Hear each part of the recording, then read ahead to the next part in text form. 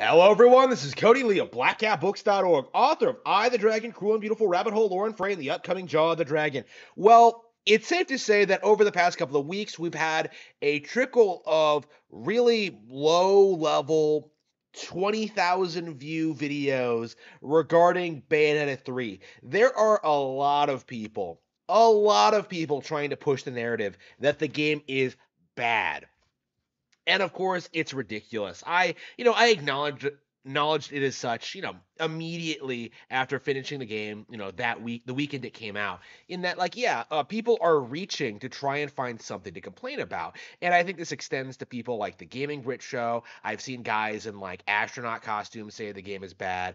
I've seen, like, all sorts of, like, weird complaints, weird allegations, weird conspiracies. It is ridiculous. And I think it's just simply not going to stick. Honestly, it's kind of like the antithesis to Bayonetta 2 in that respect. Whereas Bayonetta 2 was like not a very good game that got kind of, over the years kind of got, people realized it wasn't very good. I think Bayonetta 3 is kind of going to be the opposite, where people like, play and spend time with this game and realize that, yeah, it is pretty solid. It is pretty good. It is better than Devil May Cry 5 and God of War 2018 or whatever else they're comparing this game with. That is one of the things that's really annoying to me, is that, like, other than DMC5, what other action game like this has come out in, like, recent memory? Like, Bayonetta 3 really fundamentally has no competition, and yet you're still trying to argue that there are better alternatives out there, which just simply isn't the case. This game shits all over Devil May Cry 5 and 4 and 3 and 2 and 1, and of course, like, every game in the series, right? Just like the original, it is just on such a higher level. There's really no comparing them. And of course, I went back and played the original Devil May Cry and the original Bayonetta to compare them. And, like, the difference between them is night and day. Devil May Cry 1 is clunky, it's boring, it's unintuitive, it doesn't have good level design. Like, the only good thing about it is maybe the art and maybe the music. Like, I really do like the visual design of Devil May Cry 1. But, like, generally speaking, I think the reason why people are so upset has nothing to do with the gameplay or its competition or even really the console it's on.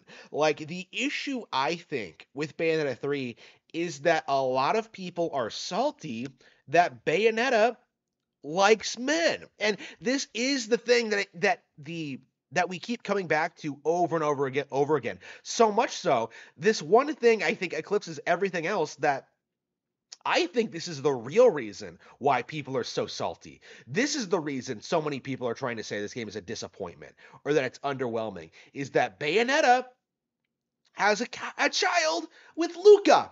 They actually had sex. And I think this, by extension, is the reason why Viola is so despised among these people. Why these people try to pretend the character isn't good and that she's not, like, interesting, or that she doesn't have anything, there's nothing positive to say about the character, is because the character's very existence disproves the notion that Bayonetta would never, ever settle for a man. Like, such a thing was far, far beneath her. It's like, she's clearly bisexual, and by that I mean she's clearly a lesbian. That is the argument that people are seriously putting forward in regard to the situation, in that Bayonetta and Luca's relationship was rushed, and that it comes out of nowhere, and that it's just nonsensical and ridiculous. When, I actually went back and played Bayonetta 1, and I actually did realize, they've been building up this moment since the very beginning. Like, this is their character dynamic. Like, I don't understand what's so difficult to understand about this, is that, Bayonetta and Luca have a very specific kind of relationship. Like, they are unique, interesting characters. Like, I've seen people argue that Luca is just a bit character, but in reality, it's interesting how, like, people say that, like, oh, Luca's a bit character, he's not important, he's not relevant to the series or the lore, he's not, like, people say these things and they don't really comprehend, or, maybe make the association with the fact that, like, the same could be said about Jean in a lot of ways. Like they say Luca didn't have a real relationship with Bayonetta in past games. Like the same could be said for Jean. Like shit, and like Bayonetta 1, Bayo didn't even remember who Jean was. Despite like, their past rivalry and their past relationship, right? Like to say that like they're Bayonetta and Jean were clearly lovers is just ridiculous. Like that was clearly like fanfic shipping goggle bullshit from the very beginning. Always has been. Especially with like the release of 2. I suppose post release of 2. Like it feels like the people who are getting angry about this and making all these like really big long rant videos, like they weren't fans of the brand or characters. And I think Hideki Kamiya has kind of said the same thing. Is that if you define Bayonetta, if you're a fan of Bayonetta due to her like assumed sexuality, you were never really a fan of the character.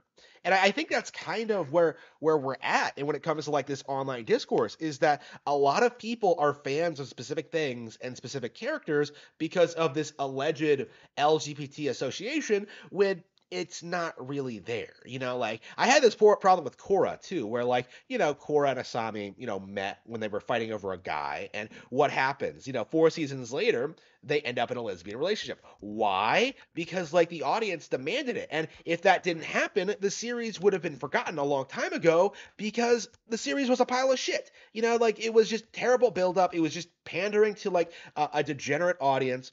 Even Nick didn't like it, because of how they refused to air it on TV and did that thing. Like the show was a failure, but because of this weird like online community, it had like a following for a really really really long time. People who were like obsessed with it and like talked about it constantly, even though the show itself wasn't good. The show had a following because of its relationship with like, the original series, which also wasn't good. But like it's interesting when like, the actual creatives behind like a property, the same people who made it successful to begin with, they make something like Bayonetta 3, and they follow up on like one of the critical core plot lines that have been built up since the original, have been there since the inception of the series. Like the fact that these people get upset at this, I think this is how they react when they aren't pandered to. And I think that's kind of what this comes down to, is that like the Yuri Bros, I suppose, as we are calling them now, because they all seem to be like straight white men who fetishize lesbian lifestyles, which you shouldn't do, by the way, because lesbians aren't sexy. Like the Yuri Bros are angry at the fact that Bayonetta gets with Luca with like no real appreciation for like, the character growth, for no appreciation for like, what a cute family they have, for no with no appreciation for like her interactions with Viola, with like, the ending of the game, the whole passing the torch thing.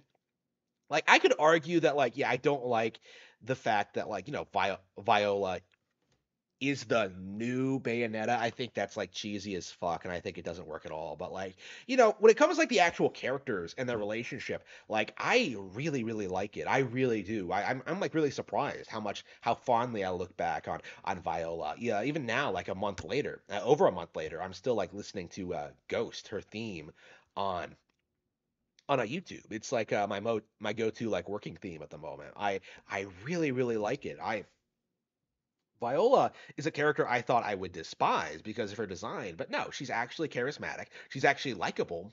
Like, and she fits in the cast in a unique, fun way, and I think the creators agree.